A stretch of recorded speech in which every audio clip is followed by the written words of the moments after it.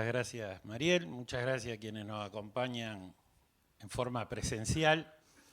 Esteban está más acostumbrado a este circuito. Bueno, gracias también a todos los que nos van a acompañar en forma virtual, que es lo que buscamos reproducir.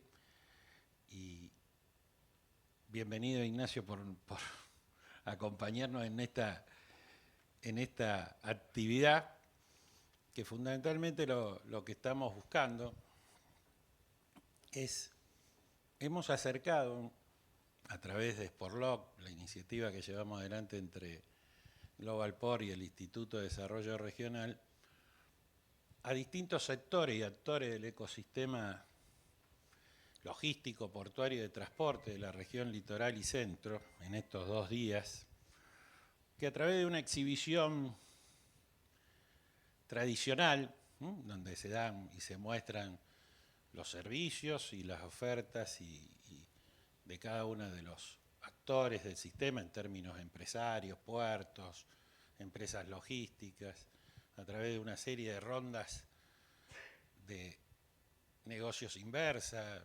Han participado más de 1.700 personas, pasaron por la exhibición, fundamentalmente del sector, pero siempre tenemos este hábito y costumbre que cada vez que generamos eventos como es el Encuentro Argentino de Transporte de Fluvial, queremos terminar con una reflexión, que es más de índole de política exterior, de geopolítica, de economía. Por eso ayer nos acompañó Marina Del Poyeto junto con Lucio Guberman, y hoy lo hemos invitado a ustedes en clave más de, en este escenario convulsionado que vive el mundo, de cambio de era, de redefinición de todo el sistema de geopolítico que vivimos durante décadas, de unipolarismo a multipolarismo, de fin de procesos de integración, de retraimiento por parte de los procesos de integración y de conformación, de la propia globalización, ver el rol que tiene Argentina. Entonces nos parecía importante, yo acá veo desde cámaras de actividad portuaria, gente de la Cámara de Comercio Exterior, empresas dragadoras, los que brindan los servicios de estibaje, decir, bueno, vamos a perder un buen tiempo y vamos a hacer un cierre donde es tan desafiante para la Argentina este mundo o nos da una gran oportunidad. Y hacia adentro, si tenemos las fuerzas tanto políticas, sociales, si nos quedan, si el momento de crisis que nos toca vivir nos lo permite afrontar. Por eso primero, creo que sos vos, Esteban. Ignacio. Bueno, Ignacio, este es el desafío al que te hemos invitado. Muchas gracias que te has venido desde Buenos Aires a compartir esta tarde, noche acá en Rosario. Bienvenido. Bueno, y vamos a comenzar contigo, luego va a hacer una presentación Esteban y luego armaremos un coloquio más puntual en un ida y vuelta. Gracias, sí. Bueno, muchas gracias por la invitación, encantado de estar acá, aparte por otro motivo, que es que la posibilidad de ver el sol de vuelta después de mucho tiempo sin verlo. Pero no, bueno, yo voy a hacer un panorama más de política local, voy a incluir algunas cuestiones de política internacional sobre cómo pueden incidir y me voy a centrar en la situación política de este momento, de la Argentina, el panorama para el año que viene, qué podemos esperar y cómo una serie de eventos pueden incidir, ¿no? Yo soy politólogo fundamentalmente, hago también análisis internacional, pero más que todo política local, hago también política latinoamericana, que es otro de mis campos de acción. Así que voy a arrancar. Bueno, no sé si se ve bien. No hay problema si presento parado, yo me siento más cómodo. No pasa nada. Bueno, esto es, no se ve bien, es un marco que se me ocurrió hace un tiempo para analizar la política local. A veces lo llamo el triángulo de gobernabilidad, que básicamente, como cualquier triángulo tiene 3 vértices, en uno está lo que podríamos llamar la sociedad, acá yo puse la opinión pública, ¿sí? Digo, qué tanto apoyo hacia el gobierno hay, qué tanto descontento hay con el oficialismo y demás, y eso de qué depende de si el gobierno resuelve o no resuelve lo que la sociedad considera los principales problemas en un determinado momento. En otro lado, las instituciones y fundamentalmente el Congreso, si el Congreso apoya lo que hace el presidente o lo bloquea, y eso depende, yo creo que de dos cosas. Uno, un concepto muy de politólogo, escudo legislativo, que es básicamente si el presidente tiene, este o cualquier otro, por favor, al menos un tercio, ¿sí?, de legisladores en una Cámara, que es lo que le sirve para bloquear, por ejemplo, que le insistan un veto o, en un caso extremo, un pedido de juicio político. Y la popularidad, ¿qué quiere decir? Que cuando la popularidad del presidente es alta, difícil que el Congreso lo quiera desafiar, ¿no? Y cuando la popularidad del presidente baja, probablemente veamos un Congreso un poquito más opositor. Y tercer punto, la economía no se reduce a los mercados, pero los mercados como reflejo, como imagen de la economía. Digo, los mercados financieros, ¿qué miran fundamentalmente? Digo, el desempeño fiscal, la macroeconomía, ¿sí?, la acumulación de reservas, pero también le ponen una mirada a las otras dos cosas, la gobernabilidad, ¿no? Es decir, si un jefe de Estado tiene la capacidad de impulsar su agenda legislativa o no la tiene, si tiene apoyo en la sociedad para impulsar una cierta agenda. Y finalmente, la cuestión del entorno internacional, que yo originalmente la puse acá, pero también, digo, entorno internacional para el mercado significaría qué perspectiva hay de que suba la tasa en los Estados Unidos, los problemas que podamos tener en Medio Oriente y demás. Que eso, obviamente, es algo que viene dado para un país como la Argentina, ¿no? Entonces, estos tres vértices pueden interactuar de manera positiva o muy negativa. Yo diría que hoy lo que estamos viendo es una retroalimentación negativa, ¿no? Y ya voy a mostrar por qué para el gobierno. Entonces, vamos. Entonces, arranquemos por la opinión pública. Estos dos gráficos que son el índice de confianza del gobierno, que hace todos los meses la Universidad de Itela.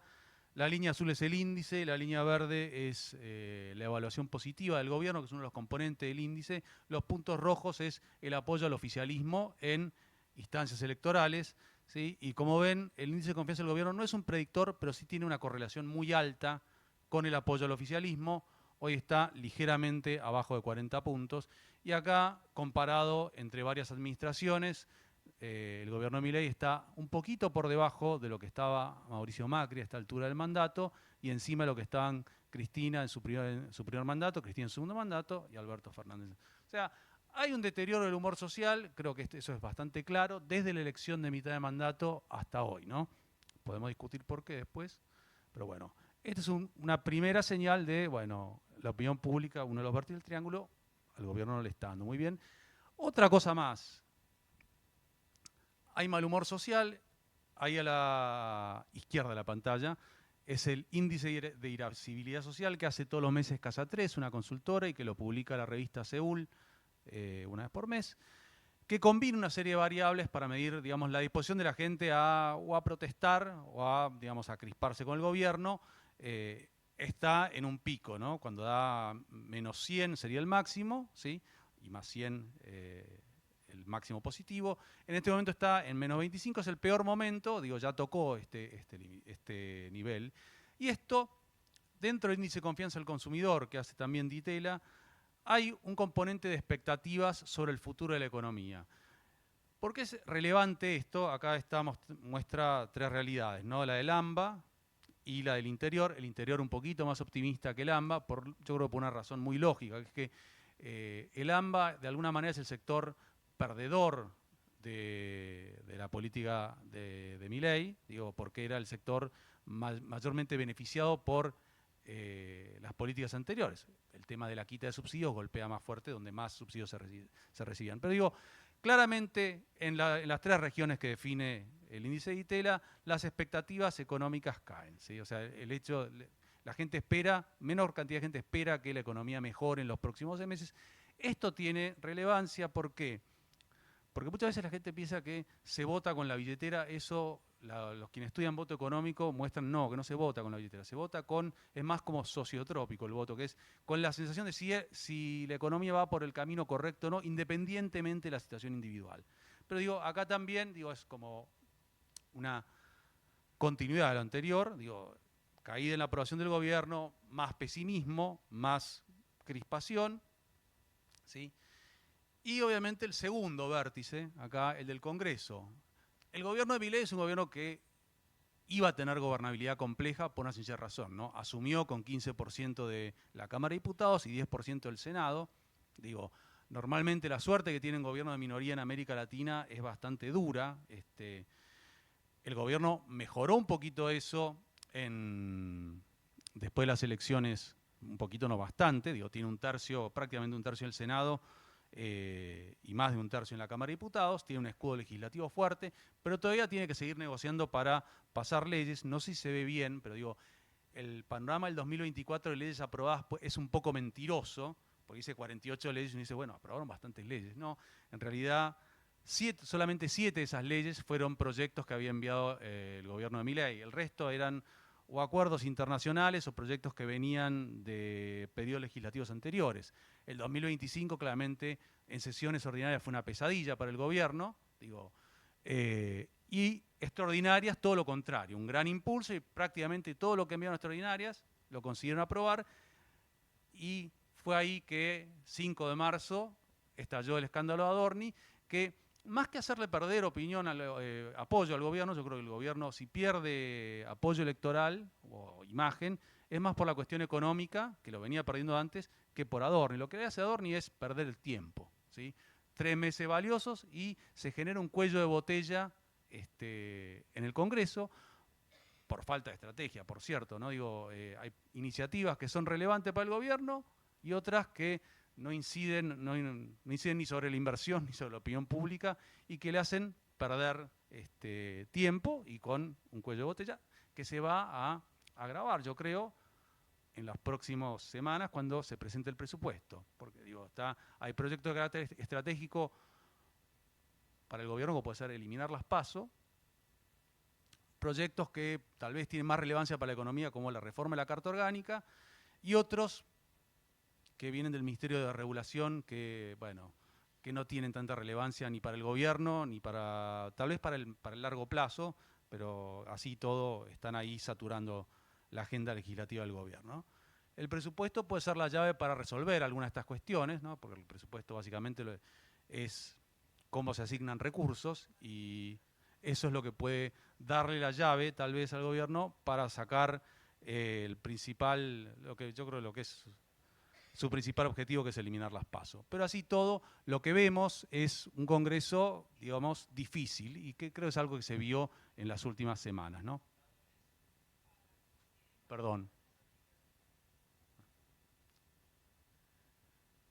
Y finalmente, el tema del mercado. El ENVI es lo que comúnmente llamamos el riesgo país, ¿no? La sobretasa. Lo que pagaría la Argentina si tuviera que colocar deuda, ¿sí?, por encima de Estados Unidos. Digo, un gobierno que tiene calma cambiaria, que eso es políticamente un activo para cualquier gobierno, aunque es un problema desde el punto de vista económico, si hay apreciación. Y lo otro es básicamente el riesgo país, ¿no? Y me parece que el riesgo país está empezando a incorporar una elección bastante más incierta, ¿sí?, de lo que se preveía.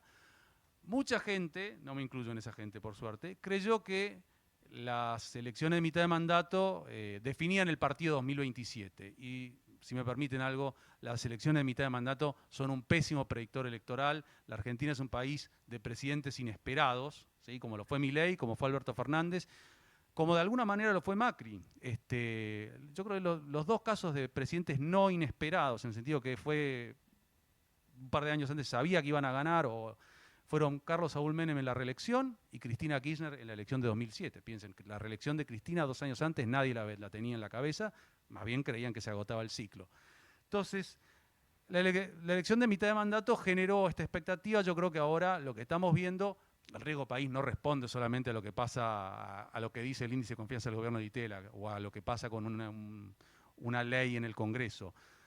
Responde a factores internacionales también, pero digo, me parece que están incorporando más los bonos, esta incertidumbre creciente, ¿no? Digo, un gobierno que ya no tiene un paseo ni garantizada la reelección, o sea, y eso es lo que estamos viendo en estos días, ¿no? Entonces, yo decía que el triángulo que puse en la primera filmina podía operar de manera virtuosa, como fue durante el verano, o de manera no virtuosa, que creo que es lo que estamos viendo ahora, ¿no? El gobierno con un loop negativo, ¿no?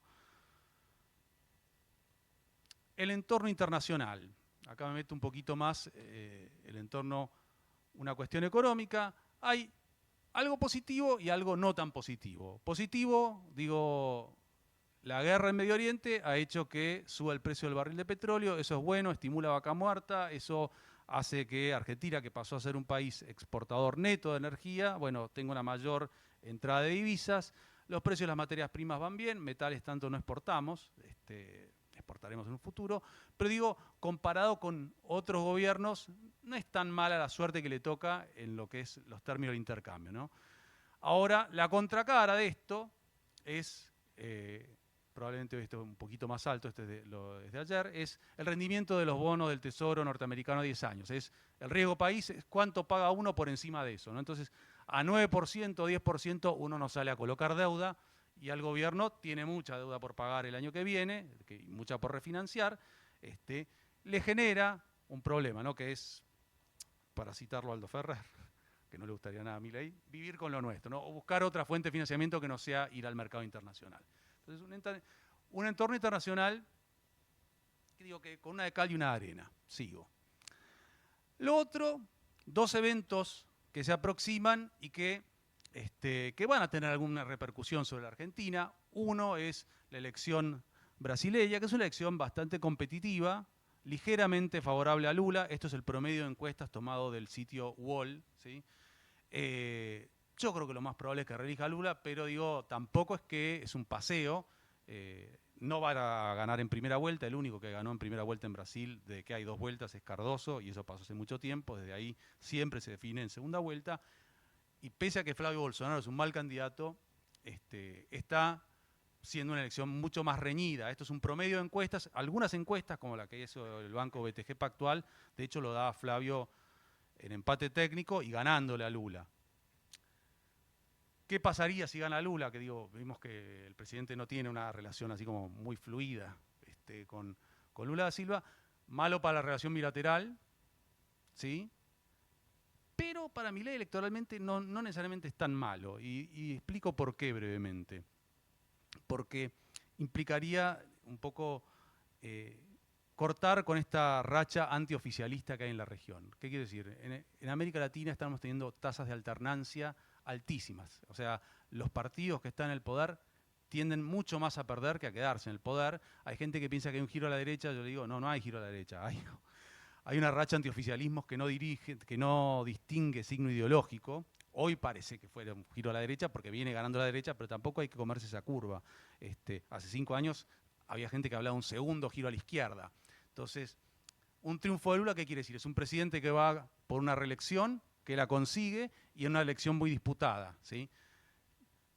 No sería, digo, yo sé que desde el arco opositor va a pasar lo mismo que pasó cuando perdió Víctor Orbán, que creer que la derrota de Orbán tiene algún tipo de implicancia para la Argentina y que yo no mezclaría peras y manzanas en ese sentido. Bajo ciertas circunstancias, un triunfo de Lula no es malo. La otra cuestión por la que no es malo es porque si gana Flavio Bolsonaro, digo, Estados Unidos prácticamente se queda con el premio mayor de América Latina, que es Brasil, y Argentina, que es digo, el tercer país más grande de la región después de Brasil y México, queda opacado, ¿sí? O sea, con Lula en Brasil, todavía Argentina es el interlocutor de Trump en América del Sur. Con Flavio en Brasil ya la cosa cambia, por mucha afinidad que pueda haber entre Trump y Milei y demás. Somos menos importantes, ¿no? En ese caso. El otro evento es la elección en Estados Unidos, y acá, digo, un dato. ¿Trump va a perder? Sí, va a perder. Los republicanos van a perder. Ahora, ¿cómo van a perder? Que eso es lo importante, porque en los últimos 100 años ha habido 25 elecciones legislativas intermedias en Estados Unidos. Digo, y solamente en 3, el partido que gobernaba no perdió la Cámara de Representantes, ¿no? Entonces, si Trump pierde la Cámara de Representantes y mantiene el Senado, esto es lo que el mercado de apuestas espera. No es una predicción acertada, por favor, pero digo, ir estado por estado es muy complicado para ponerlo acá en una presentación. Si se da el escenario que está esperando el mercado, que es que esperan las apuestas, ¿no? Que es pierde la Cámara de Representantes y mantiene el Senado, no pasa mucho, es lo que pasa siempre, ¿sí? Ahora, si hay una barrida demócrata, ¿sí? Es decir, que los demócratas se llevan todo, y ahí Milei tiene un problema, ¿no? Porque va a haber un Trump muy debilitado para la segunda mitad del mandato, nadie es que esté esperando que Scott Bessent venga con su cheque el año que viene. Nadie así de los que compra activos argentinos lo da por descontado. Pero va a ser bastante más problemático un escenario con Trump más arrinconado y con Trump patorrengo, ¿no? O sea, que un Trump sin reelección. Entonces ahí es un problema. Si uno combina las dos cosas, ¿cuál es el peor escenario? Y el peor escenario es triunfo de Lula, pero con Trump perdiendo las dos cámaras, porque ahí sí va a haber cierta cosa de envalentonar a la izquierda a nivel regional, ¿sí? A las oposiciones, y un Trump muy débil, muy mala noticia para Milei. El escenario que sería de hoy de consenso, o por lo menos yo creo que es el más probable, que es con Estados Unidos, no sé si es el más probable, pero digo, Trump perdiendo la Cámara y Lula ganando, no es malo. No es malo para Milei, digo, para Argentina es otra historia, pero para Milei no va a ser necesariamente tan malo. Nunca no puse escenarios donde Trump gana las dos cámaras porque me parece que no tiene sentido analizar escenarios con muy baja probabilidad, ¿no? ¿Qué? Lo otro que les comentaba, el tema de las olas regionales, ¿no? Esto yo lo hice hace poquito por un artículo que escribí, es las tasas de alternancia y continuidad en América Latina. Excluí elecciones en contextos no democráticos, si quieren la discutimos después cuáles son esas, pero Nicaragua 2018, Venezuela 2018 también y demás. Y lo que se ve es que estamos teniendo tasas de alternancia, es decir, que los oficialismos pierden, al igual que la década del 80. O sea, la década del 80 fue una década muy mala para la región, se la conoce como década perdida por algo, ¿no? Era la crisis de la deuda, eran los primeros gobiernos después de las transiciones democráticas, y casi todos esos partidos, no había reelección presidencial prácticamente, perdieron el poder. Estamos teniendo tasas de alternancia similares, ¿sí? ¿Y cuándo empezó esto? De hecho, si uno mira 2018-2023, entre la elección presidencial paraguaya de abril de 2018 y la paraguaya de 2023, se sucedieron 16 elecciones seguidas donde los oficialismos perdieron, presidenciales, ¿no? Eso se atenuó un poquito en los últimos años. ¿Cuándo empezó esta ola antioficialista? Mitad de la década, que es el segundo cuadro, mitad de la década pasada, ¿sí? Es como que 2010-2015 los oficialismos todavía les iba bien, estaban todavía viviendo de la última etapa del superciclo de las materias primas. Después, a partir de ahí, digo, se vuelve mucho más difícil gobernar, más difícil retener el poder, electorados mucho más impacientes, luna de miel mucho más cortas, como le están experimentando el presidente Kast en Chile o el presidente Paz en Bolivia, por ejemplo. Perspectivas. A ver, para la política, yo creo que está clarísimo que la campaña electoral o la carrera presidencial arrancaba después del Mundial. Para la sociedad, yo creo que no. La sociedad está en otro tema, no tiene ni por asomo las elecciones en la cabeza. Falta mucho, asumiendo que hay PASO, piensen que estamos a un año de las PASO, que serían el 1 de agosto del año que viene, y hay que ver si hay PASO. Y vamos a tener un año con muchas elecciones, ya lo voy a mostrar en otra, porque la mayoría de las provincias, hay 22 elecciones provinciales, y si se repite el patrón de los últimos turnos, es que la mayoría desdobla, ¿sí? Interrogantes, ¿tenemos PASO o no tenemos PASO? Si hay PASO, cierre de listas y de candidaturas va a ser en mayo del año que viene. Si no lo hay, eso se pospone para agosto. ¿Qué implica más? ¿Qué más implica no tener PASO? Si hay PASO, digo, se le facilita a los partidos, mismo los partidos aliados al gobierno o que están cercanos, la posibilidad de chantajearlo un poquito. Si no hay PASO, pierden un poquito de ese poder de negociación, y si hay PASO es más fácil para que el peronismo resuelva la interna, no quiere decir que la vayan a usar, pero digo, la PASO es proveer el escenario para que eso ocurra, ¿no? Segundo interrogante, el desdoblamiento de la provincia de Buenos Aires. Buenos Aires siempre hizo elecciones de gobernador, salvo 2003, conjuntamente con la elección presidencial, desde que coinciden, ¿no? En los años, en una época no coincidían siempre. Está la duda qué va a ocurrir ahí. Si hay PASO, un dato que pocas veces se menciona, si se eliminan las PASO nacionales, le dan mucha más discrecionalidad al gobernador Kicillof de fijar la fecha de las primarias provinciales, que todavía existen, y de la elección de gobernador. Si hay PASO el 1 de agosto, la ley provincial de Buenos Aires obliga a Kicillof a celebrarla en la misma fecha que la PASO nacional, ¿sí? Con lo cual ahí hay un tema. ¿Cómo irá el peronismo? Yo creo que el peronismo va a ir unificado porque no... Pero digo, la disputa estaba hasta hace una semana bastante candente. Pero digo, obviamente esta disputa es como un activo para el gobierno. Son las cosas que eso y el rechazo que todavía en buena parte de la opinión pública hay hacia el peronismo es el activo, yo diría que es el activo que le queda al gobierno. Si tenía 3 activos, que eran la narrativa contra la casta, que la podemos sacar porque es un discurso que quedó gastado. 2, la gestión económica, que es un interrogante, porque la macro puede cerrar bien, pero la micro sí, no parece estar tan bien. Le queda el rechazo. Llegar solo con eso a la elección es muy riesgoso para cualquier oficialismo, acá y en cualquier otro país. ¿Y quién será el principal rival? Hay como en los años pares se ensancha la ya ancha avenida del medio, en los años electorales se angosta. Se menciona mucho la posibilidad de otro outsider. Yo sinceramente soy escéptico de eso. Creo que sí hay espacio para un tapado, ¿sí? Como le dicen dark horse, como dicen en inglés, más que para un outsider como esos que se están mencionando en los medios, un empresario de medios, un expresidente de un club, algún que otro economista y demás. Yo eso no le veo mucho arrastre. Los desdoblamientos. Bueno, 22 distritos tienen elecciones el año que viene. La mayoría va a desdoblar, con lo cual nos la vamos a pasar votando. ¿Por qué es importante esto? Las elecciones locales rara vez tienen incidencia sobre la elección nacional, pero crean clima y mucha gente que toma decisiones cree que sí. Entonces, que yo les diga no tiene incidencia sobre las elecciones presidencial importa poco frente a que alguien cree que sí.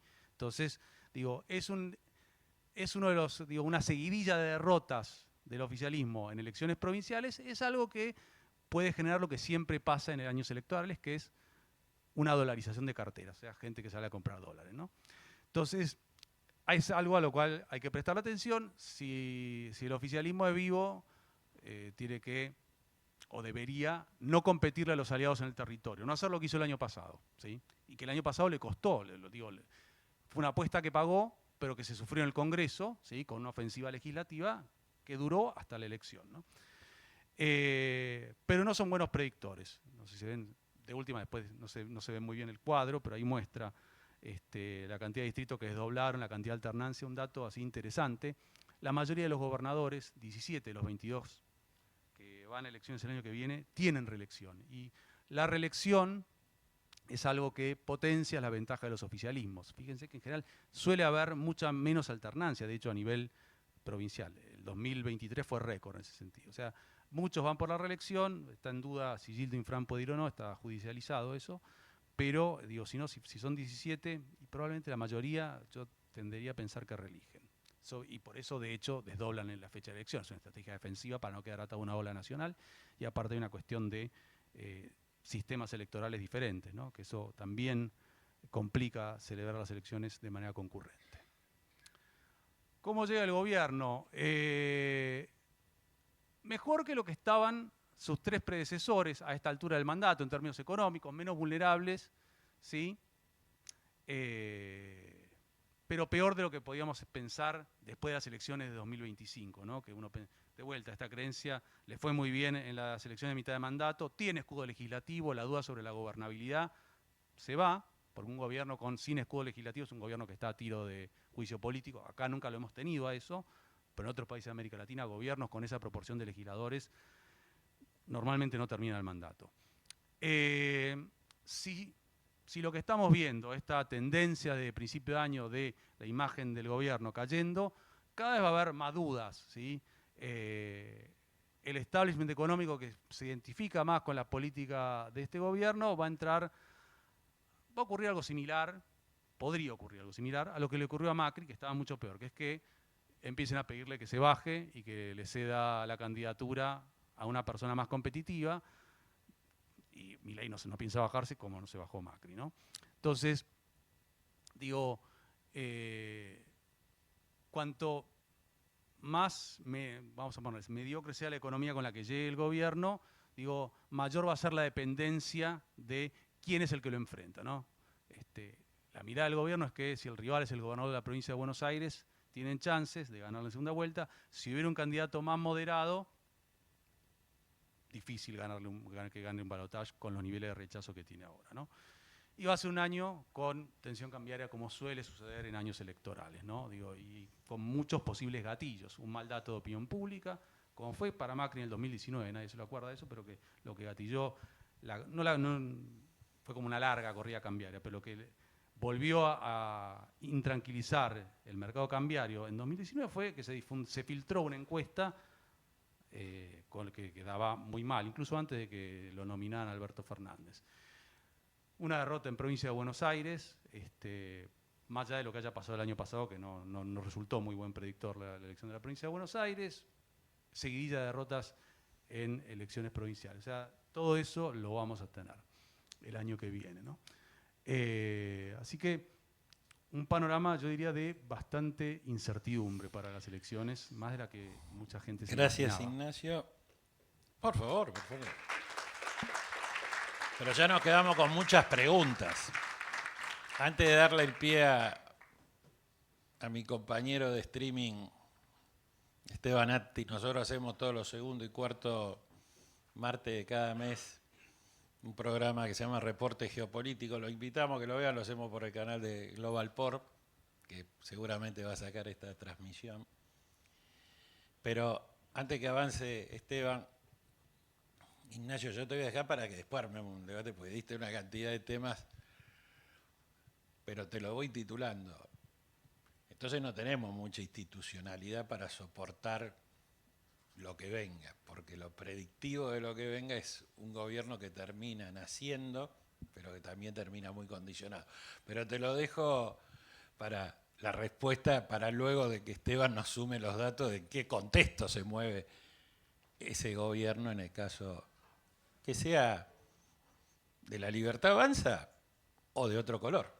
Por favor, Esteban, muchas gracias por acompañarnos como siempre en cada evento que desarrollamos. Ya sos del plantel permanente, sos plata permanente, pero hace 5 años cuando empezaste en nuestras participaciones te decía, Esteban, el mundo está en guerra, pero no en guerra solo formal de las guerras tradicionales, sino la guerra comercial, la aceleración de un mundo ya de una tensión bipolar fuerte, China, Estados Unidos, y un repliegue obviamente de las tradiciones de Occidente, de los estados nacionales.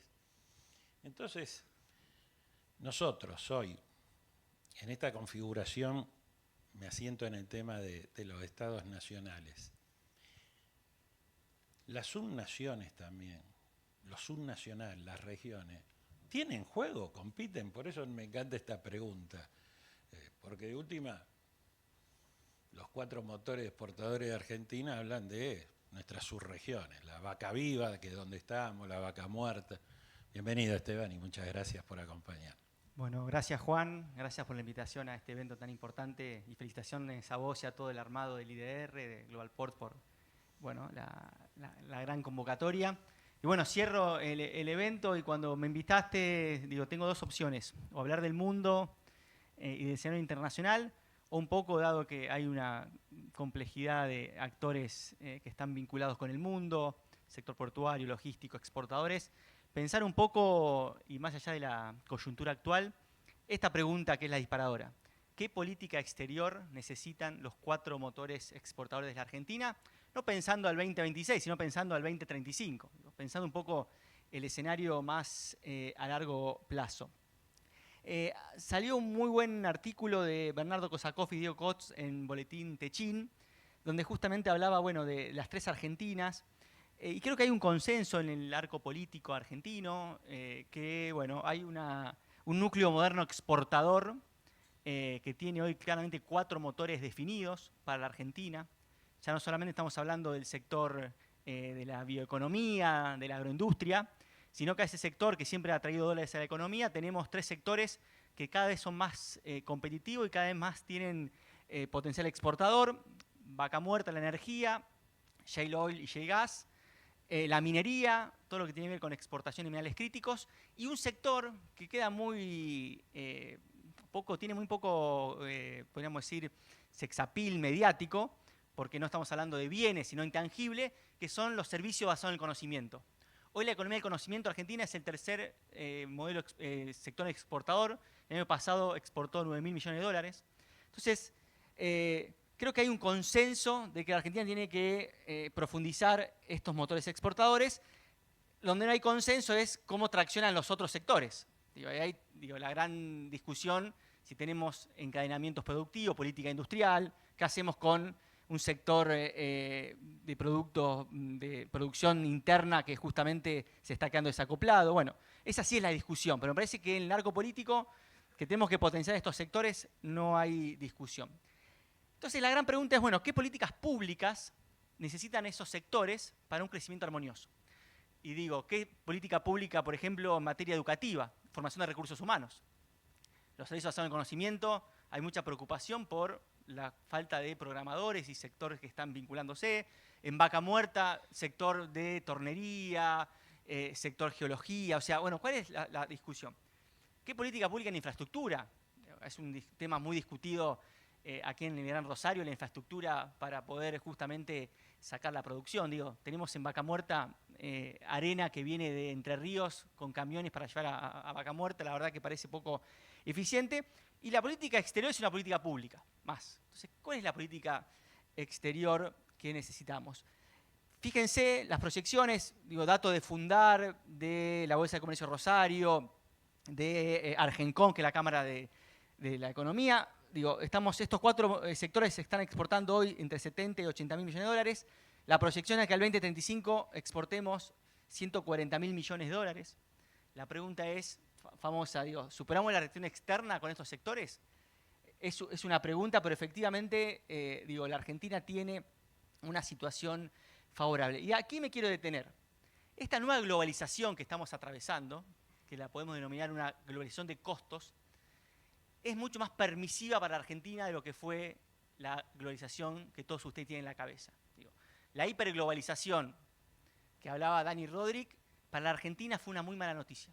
Pagábamos una prima de penalización por distancia geográfica muy fuerte, un mundo que se creaba en cadenas globales de valor, con 3 grandes centros, eje y radio, Estados Unidos, Europa y Asia con China.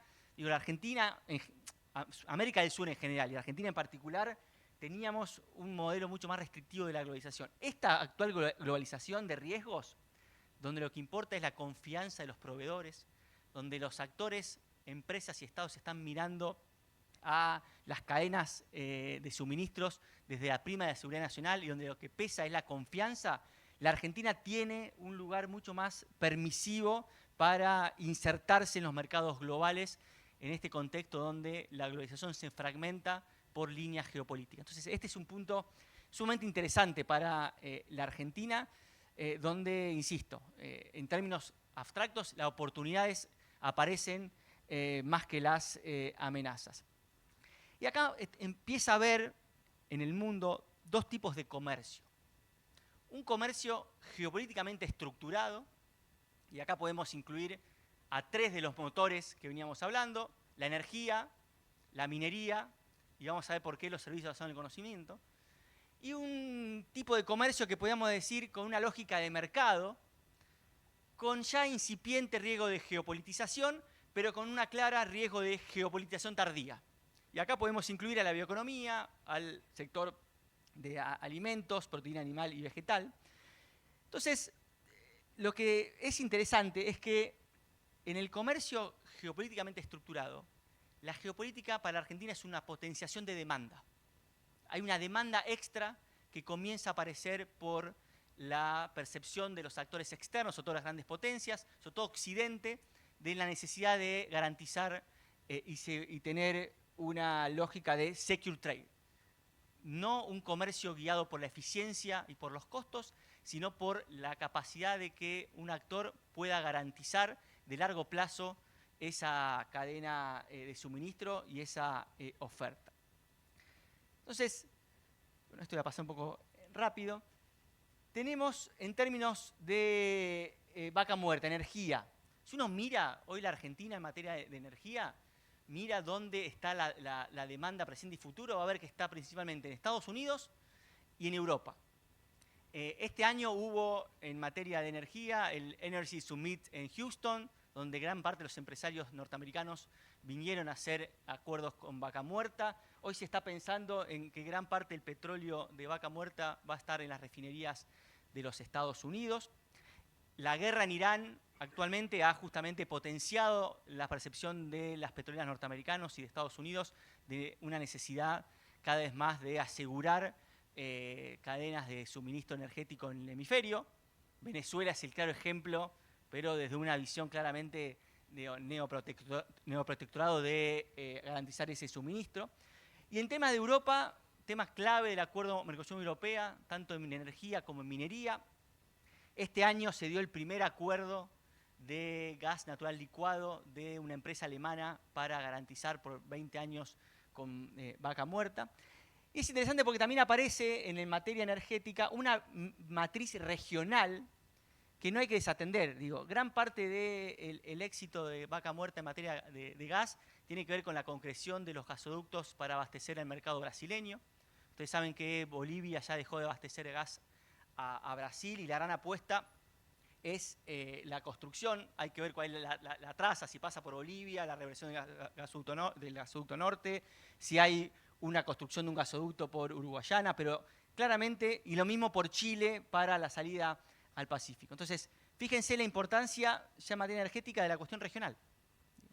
Pensar la política exterior en clave regional es sumamente importante. Minerales críticos. Acá ni que hablar, si hay un sector donde se está creando demanda extra, es en minerales críticos. Hoy ya no importa cuál es la demanda global de cobre, cuál es la demanda global de litio. Lo que importa es justamente que esa oferta está fragmentada por actores, un ecosistema de actores desde las empresas mineras, desde las empresas automotrices, las empresas de batería, fondos de inversiones y los propios estados que están buscando justamente garantizar una cadena de suministro segura. Si ustedes se fijan, las inversiones del RIGI en San Juan, sobre todo de cobre, son todos ecosistemas occidentales, empresas australianas, empresas canadienses, y detrás de ello, por ejemplo, la automotriz Stellantis ha participado directamente del proyecto de los azules. Pero no hace falta eso, sino un montón de empresas tienen off-take ya de acuerdo de suministro garantizado. La gran pregunta en minería es qué pasa con el litio. Hoy gran parte del litio que exporta Argentina, sobre todo a partir del proyecto en Jujuy de Caucharí-Olaroz, lo tienen empresas chinas. Y acá hay toda una gran pregunta, ¿cómo la Argentina va a manejar ese riesgo político? La Argentina participó este año de la Summit de Minerales Críticos en Washington, donde Estados Unidos está buscando avanzar un acuerdo preferencial de comercio con precios mínimos y máximos, justamente para garantizar cadenas de suministros donde se excluya a China. Entonces esa es una gran pregunta.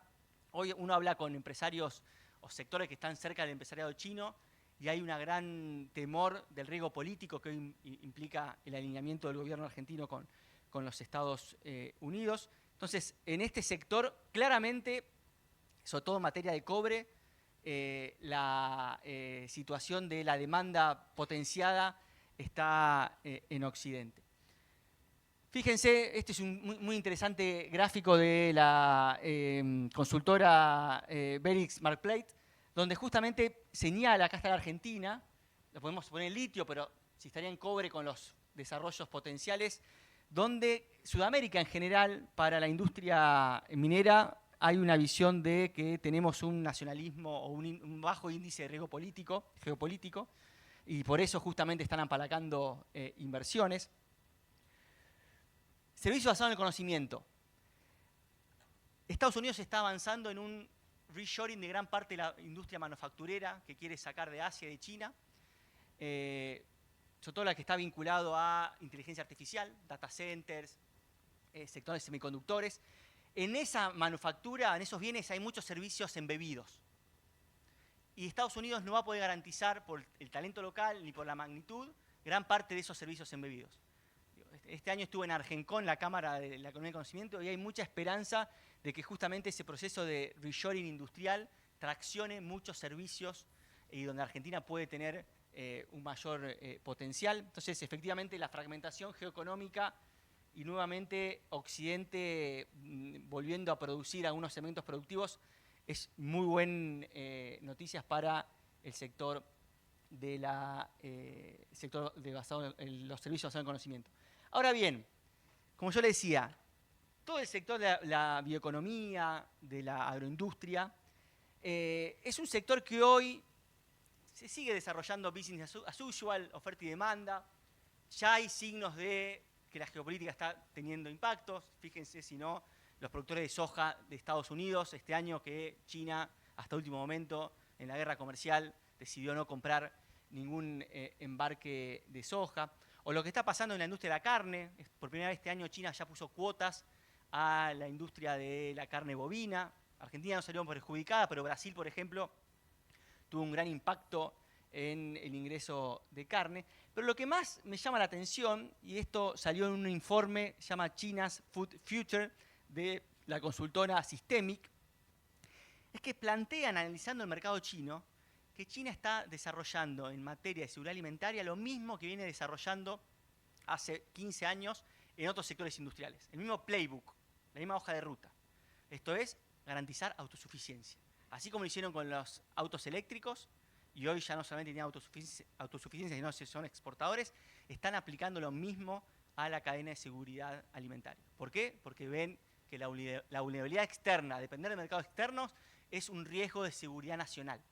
Entonces, en esa misma lógica, según el informe de Systemic, bueno, para el 2030, o sea, para mañana, China plantea reducir con un mix de biotecnología, con un mix de avanzar en fertilizantes biotecnológicos y otros instrumentos, por ejemplo, reducir un 25% la compra de soja externa. Lo mismo con proteínas alternativas.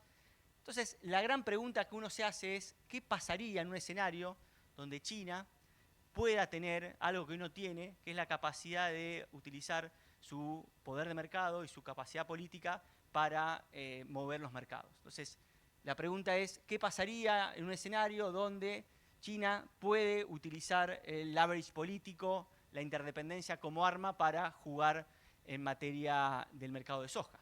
Digo, ¿quién sería el primero que dejaría de comprar? Y ahí aparece justamente la geopolítica y aparece la política exterior. Entonces, y una cosa muy importante en este aspecto, creo que es un punto que voy a remarcar en el cierre. Esto muestra la necesidad donde aquí sí ya una visión de una política exterior centrada en Occidente empieza a hacer ruido. Claramente la diversificación hacia Asia-Pacífico hoy para el sector de la bioeconomía es fundamental. Y en este sentido, cualquiera que un poco entiende de negociaciones internacionales sabe que el rol de Estado es clave. No solamente por la política arancelaria, sino la política fitosanitaria, todo lo que son aspectos de obstáculos técnicos al comercio. Entonces, ahí se necesita un nivel político de primer orden para traccionar el mercado, y ese es un aspecto que la Argentina viene en este gobierno bastante rezagado. Digo, el gobierno argentino, el gobierno del presidente Milei, todavía en sus 3 años de mandato no ha hecho ningún viaje presidencial oficial a Asia, no ha visitado ningún país asiático. Si uno mira, no solamente hay que ir a Brasil, a Lula da Silva, sino al presidente de Paraguay, de Uruguay, han tenido visitas al Asia-Pacífico, porque claramente hay una demanda del sector privado para abrir mercados, cosa que en la Argentina hoy no está sucediendo. Entonces, volviendo a la pregunta inicial, ¿qué política exterior necesitan los 4 motores exportados de la Argentina de acá a 10 años para que puedan crecer y traccionar de manera armoniosa?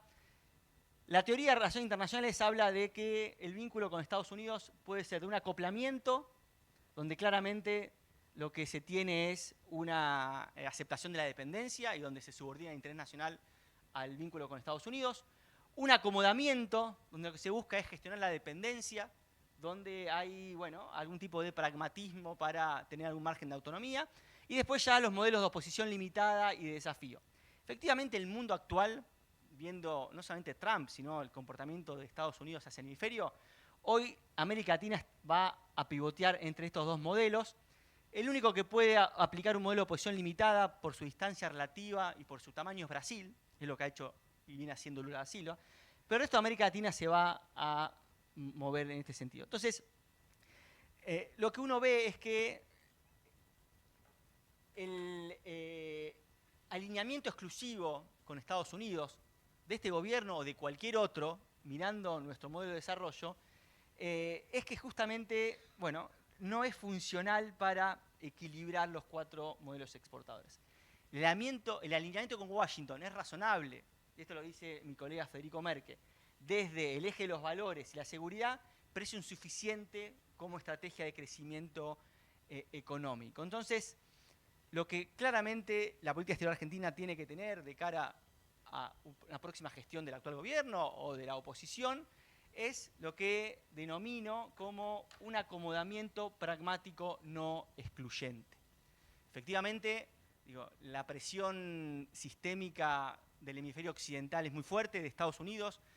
La geografía hoy pesa, estar en el hemisferio occidental para Estados Unidos, que está pensando área de influencia, es importante, pero hay margen de maniobra para pensar una política exterior más pragmática, con márgenes de maniobra, que pueda pensar en abrir mercados más allá de Occidente, para justamente complementar la demanda externa que está potenciada por la geopolítica, pero que justamente pueda, tanto en alimentos, en energía y minerales, en servicios basados en conocimiento, bueno, ser una política exterior funcional a traccionar esas exportaciones que, tal cual los pronósticos marcan, pueden o no cambiar la reacción externa de Argentina. Y bueno, creo que es un gran desafío para la Argentina perfeccionar y generar un poco más de sintonía fina en su política exterior para que el modelo de desarrollo pueda tener sus frutos de manera general. Así que bueno, esto muchas gracias, Esteban. Muy bueno. En realidad nos planteaste un montón de desafíos, pero entonces lo voy a convocar a Ignacio en esta primera parte de cierto coloquio, y luego obviamente vamos a tener un momento de más relax, porque traer toda la política y las relaciones internacionales a las 6 de la tarde de un día como hoy, y después de una larga jornada, nos carga de peso la espalda, ¿no, Ignacio? Pero te hago otra pregunta, Ignacio. Más allá de que compartas o todo, ¿no?, el planteo de Esteban, ¿qué organización, qué fuerza política, qué fundamentos podemos encontrar en términos políticos en la Argentina para desarrollar esta política?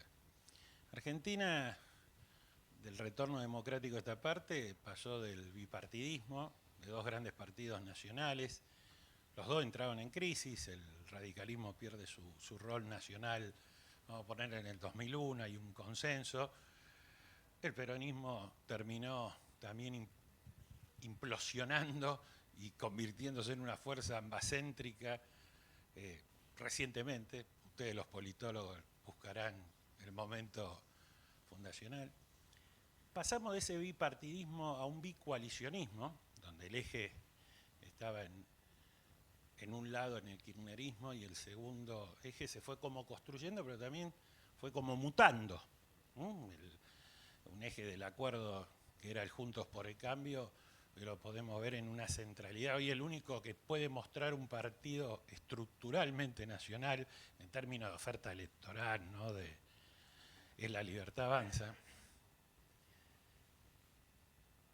Para afrontar estos desafíos, y tomo lo que te planteaba antes de la intervención de Esteban, el proceso electoral argentino en el cual ya estamos inmersos, ¿con qué fuerza política lo podemos tomar? ¿Hay fuerzas políticas que el año que viene asuman el gobierno nacional que puedan tomar esta agenda y este desafío en términos nacionales? A lo mejor sí hay fuerzas políticas provinciales que entran en este escenario a jugar. A ver, del oficialismo creo que sabemos lo que es, ¿no? Que donde no hay mucho interés por la institucionalidad, ¿no? Digo, ahora hay un súbito interés por la institucionalidad en el sentido de la reforma de la Carta Orgánica del Banco Central, ¿no? Pero digo, mismo eso, si uno lo piensa, es algo que tranquilamente, si no se modifica la ley que regula los decretos de necesidad de urgencia, lo cambian en 2 segunditos. El RIGI mismo depende más de su éxito que de lo que marca la ley, porque digo, salvo en los aspectos tributarios, se podría cambiar por un decreto de necesidad de urgencia. Hay 4 temas que no se pueden, para los cuales los decretos de necesidad de urgencia no se pueden usar, que son tributario, penal, ley electoral y ley de partidos políticos, ¿no? En el resto, el presidente que tiene apoyo de una Cámara, la ley 26.122, que es la que regula los DNU, que la hizo Cristina como senadora cuando Néstor Kirchner era presidente, es muy favorable al Ejecutivo. Y no importa si nos gusta el que está ahora o el que venga después, digo, yo siempre digo medio en chiste que los DNU son como el anillo de Sauron del Señor de los Anillos, porque cuando uno no lo tiene, dice, esto hay que destruirlo. Y una vez que uno lo tiene, dice como el personaje de Gollum del Señor de los Anillos, my precious. O sea, y no lo quiere largar. Le haría muy bien a la institucionalidad que esa ley se cambie y que sea más como la ley brasileña, porque le daría más estabilidad a las políticas públicas, ¿no? Entonces, ¿algún partido tiene hoy eso en mente? Yo la verdad creo que no. Sinceramente, en lo discursivo, dentro del peronismo, Kicillof está callado y el que habló hace unas poquitas semanas, Quintela, con una lógica puramente electoral, dijo lo que haya que nacionalizar lo vamos a nacionalizar, lo que haya que expropiar lo vamos a expropiar. Yo creo que tiendo a pensar que nadie se dispara en el pie ni mata a la gallina de los huevos de oro, ¿no? Por más que tenemos experiencia en eso, y doy un ejemplo histórico. En el año 63, Arturo Illia asumió la presidencia y anuló los contratos petroleros de Frondizi que le habían dado a la Argentina el autoabastecimiento. Una política principista, digo, Illia siempre es muy bien recordado y yo tengo una buena imagen de él, pero creo que eso fue un acto de estupidez, ¿sí? Pues fue dispararse en el pie, ¿sí? Y retrasar algo que la Argentina recién recuperó autoabastecimiento en la época de Alfonsín cuando se descubrió Loma de la Lata. O sea, 25 años pasaron desde lo de Illia hasta ahí. Entonces, creo que el peronismo tendría motivos pragmáticos para no tocar el RIGI. Uno, que es que el primer RIGI lo hizo el peronismo, el acuerdo entre YPF y Chevron, ¿sí? Por más que sea secreto, es el primer ejemplo. Es un RIGI hecho a medida de una empresa. Digo, Milei, con el apoyo de mucha fuerza en el Congreso, se lo extendió a varias, ¿sí? Es una política más desarrollista que liberal, el RIGI, hay que decirlo, aunque no le guste al presidente. Dos, el peronismo tiene una relación históricamente medio traumática con el campo, que hasta ahora venía siendo el principal proveedor de materias primas. ¿Qué mejor que no depender del campo a la hora de solucionar la restricción externa? Entonces, segundo motivo. Tercero, digo, al peronismo le ha tocado casi siempre gobernar con el tema de la restricción externa. Digo, no tenerla es una ventaja. Digo, el que venga del 2027 en adelante, si le tocan estos precios del petróleo, Vaca Muerta llegando, vamos a poner el escenario más optimista, a producir 1,5 millones de barriles diarios, está 900.000 hoy, ¿sí? De andar por ahí, el dato de julio no está, pero más o menos se sabe que ronda eso. Y que basta, y pues con este ritmo de crecimiento llega a 1 millón de barriles diarios a fin de año. Que, digo, 1,5 millones de barriles diarios. El cobre y digo, el resto de los proyectos mineros que todavía no están madurando, están recién en etapa de, digamos, de invertir. Digo, realmente va a ser un crecimiento exportador muy importante. Quien le toque gobernar en ese contexto va a tener una oportunidad importante y un desafío importante. La oportunidad de superar la restricción externa y de saber que, entre comillas, sobran las divisas. El desafío es darle una gobernanza adecuada a eso, ¿no? Porque digo, es muy bueno tener recursos naturales de ya, es muy bueno tener autosuficiencia energética, pero también genera riesgos. Digo, un ministro de Energía venezolano, Juan Pablo Pérez Alfonso, fundador de la OPEP, una vez se refirió al petróleo como el excremento del diablo, ¿sí? Miren ahí Venezuela, la mayor reserva hidrocarburífera del mundo, ¿sí? Y hoy produce apenitas más que la Argentina. Digo, 1.200.000 barriles diarios. Entonces, digo, la institucionalidad es lo importante. Yo no sé cuánta gente lo tiene en mente. Y digo, hablar de institucionalidad, ¿qué es? Es el tema de los DNU. Piensen pequeñas cosas. Corte Suprema, con 3 miembros, debería tener 5. Defensor del Pueblo, un cargo que está en la Constitución, vacante desde 2009. Procurador General de la Nación, el jefe de los fiscales, ¿sí? Interino hace 10 años. Digo, ¿alguien tiene esa agenda de institucionalidad? Mi impresión del gobierno actual es que, digo, tomó un tema que era algo que había que hacer y que probablemente hubiera sido mejor hecho por una fuerza política tradicional, pero ninguna fuerza política se quiso hacer cargo del ajuste. Pero tiene una mentalidad, digo, no quiero decirlo, va a sonar feo como lo digo. Este gobierno es democrático, más allá de todas las cosas que se digan, pero la mentalidad es la misma que tenían el primer equipo económico pinochetista. Sé que suena feo decir esto, no estoy diciendo que Milei sea Pinochet, por favor, que no quiero que me caiga una denuncia como la que hicieron a Pañi, pero, o si ustedes quieren, peruanista. Digo, y ese es el riesgo que yo le veo, ¿no? Que todo el mundo habla de lo bien que le va a Perú, que vuelan los presidentes y la economía sigue andando. Yo diría, bueno, cuidado. Esta asociación de presidente que no termina el mandato, la factura se la pasa, el Congreso en Perú es económicamente tremendamente populista, y que todo esté atado a que Julio Velarde siga siendo presidente del Banco Central de la Reserva del Perú, habla de una institucionalidad no muy fuerte, ¿no? Pero tiene el capítulo económico metido en la Constitución. Y el sistema político que es horrible. Perdón, el sistema de Partido de Perú es el caos. Si hay esa hacia donde vamos, y no está bueno, y difícilmente sea compatible con lo que plantea Esteban, ¿no? Y de vuelta, vuelvo al ejemplo del Chile de la dictadura, por una cosa, y la diferencia con el Chile de la concertación.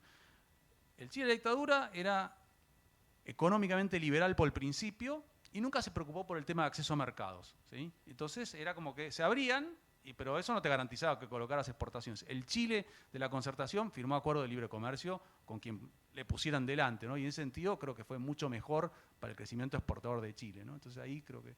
Muchas gracias, Ignacio. Vamos a pasar a Esteban y luego vamos a volver a hoy también, vamos a terminar con una reflexión final. Y Esteban, Ignacio planteó 3 escenarios ante las elecciones porque tenemos que entrar a la coyuntura, el barro, ante las próximas elecciones en Brasil y en Estados Unidos. Él lo puso más en clave de lo que podría convenir o no al actual oficialismo argentino. Pero en la clave te lo he planteado varias veces, de que el propio Estados Unidos ya, más allá de Trump, del segundo Trump, busca una política hemisférica en términos Estado, la necesita para sostenerse como sociedad. Y nuestro principal aliado económico, donde más hemos concertado nuestro desarrollo industrial, acá hubo mucho trabajo de parques industriales, ¿seguir tensionando la cuerda con Brasil nos sirve? Vamos por esos dos lados, y si compartí obviamente la influencia o no que tenga electoralmente esas dos situaciones hacia la Argentina.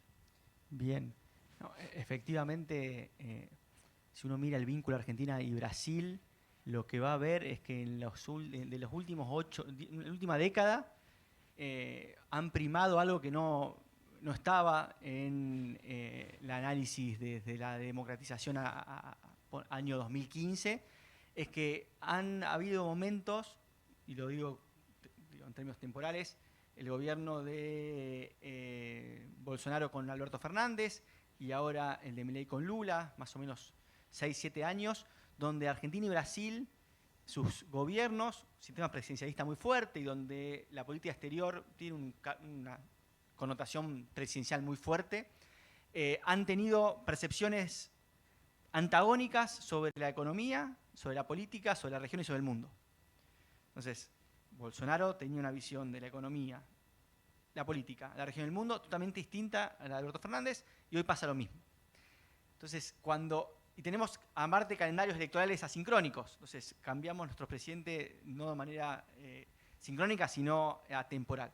Y eso claramente está jugando de manera muy contraria para el vínculo bilateral, porque hay una visión, también esto lo dijo el canciller argentino, que se puede separar el vínculo político del canal institucional. Y así no funciona la política exterior. Cuando el vínculo al más alto nivel se tensiona, y en este caso, como estamos transitando actualmente, se rompe, no tenemos embajador de Brasil en la Argentina, las agendas burocráticas, las agendas técnicas se ven dañadas. Entonces, por ejemplo, hoy el vínculo argentino-Brasil, la gasificación del vínculo es fundamental. Gran parte de la interdependencia nueva del vínculo de Argentina y Brasil está en la gasificación del vínculo. Cada vez exportamos menos bienes industriales, el sector automotriz se está resquebrajando, el modelo automotriz del Mercosur, Brasil está con los autos BYD en China y van a llegar autos brasileños aquí, pero esta interdependencia industrial se está resquebrajando. La gasificación del vínculo es uno de los grandes motores de interdependencia. Bueno, eso necesita de mucha coordinación, de mucha gobernanza, de muchos acuerdos técnicos. Bueno, eso hoy está paralizado. Entonces, efectivamente, es necesario que el vínculo vuelva a una gramática tradicional, más allá que haya divergencia política y donde haya algún diálogo. La gran pregunta es qué pasa con las elecciones. Uno siente que de ganar el oficialismo vamos a tener un año o 2 años con esta tesitura del vínculo. De ganar Bolsonaro puede haber un diálogo mucho más fluido, pero nuevamente tenemos elecciones argentinas que pueden alterar el ciclo. Entonces, creo que para la política exterior argentina restablecer el vínculo con Brasil es una condición necesaria y poder, insisto, tener agendas sobre todo productivas que puedan desarrollarse con un paraguas donde la sintonía política y el clima político no lo afecte demasiado. Bueno, hoy es un día importante acá en Rosario porque en un rato se juega la Copa Libertadores de América, entonces hay mucha gente que está necesitada de ir a ver el partido y muchos de los que estamos acá ahora vamos a participar todos en el cóctel de cierre, pero con Esteban tenemos un ida y vuelta permanente, continuamos el debate en Reporte Geopolítico, pero vamos a terminar con Ignacio y le voy a participar de un focus group que participamos los dos. Nos tocó con Esteban y participar, en realidad empezó como un juego, había un politólogo como vos, y les cuento la mesa. La mesa básicamente era gerentes de banco, macroeconomistas, desarrolladores. El voto promedio, si uno lo quisiera poner, sería un liberalismo republicano. Y entonces el juego que nos puso a todos, se armó un focus group, café mediante y alguna copita, que eso para lo mejor incidió mucho, pero te lo quiero participar, porque terminó siendo de un grupo, vamos a decir, estamentalmente importante, y la pregunta era, ¿qué porcentaje de probabilidades le pones a cada una de estas opciones que conformen gobierno desde el 10 de diciembre en adelante en Argentina el año que viene? Te voy a dar los resultados. Las opciones eran un gobierno puro de La Libertad Avanza, con sus esquemas de aliados, pero obviamente la centralidad puesta en Milei. Una cuestión de centro disruptiva, que no quiere decir que fuera liberal, podría ser un insider. Hoy les dicen outsider y muchos de los que aparecen como outsider serían insider del sistema. Y es una versión más tradicional de peronismo en base a lo que se conoce hoy en términos más concentrados en kirchnerismo. Y en ese focus group, te voy a dar los resultados, la sorpresa, para mí en mi caso, pero fue 35% La Libertad Avanza.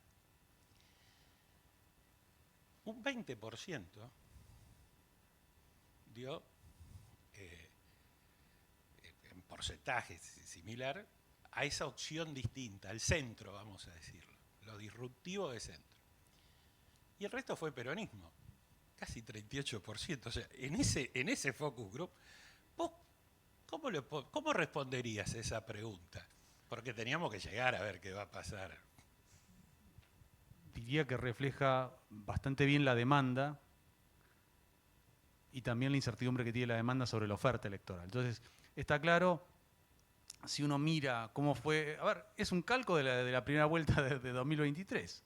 37%, 36,7% sacó Massa, ¿sí? 30% sacó Milei y 23% sacó Juntos por el Cambio. Digo, Milei dio un poquito más alto en el focus group, el peronismo dio prácticamente igual, 37, 38, y la opción centro republicana dio también parecida, dentro del margen de error. Es como un buen cálculo, dio la primera vuelta de 2023. Ahora, ¿qué pasa? Yo creo que la gran duda es qué hace.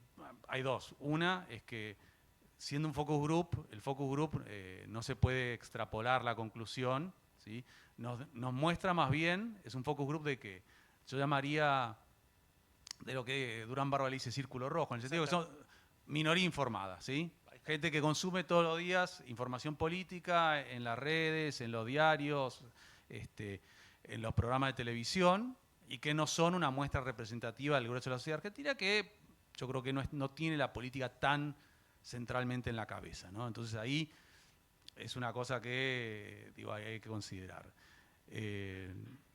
Lo segundo es, y creo que es la gran incógnita, es mucho de lo que ha perdido Milei de apoyo es esa gente que lo que el presidente llama de manera desdeñosa ñoños republicanos, ¿sí?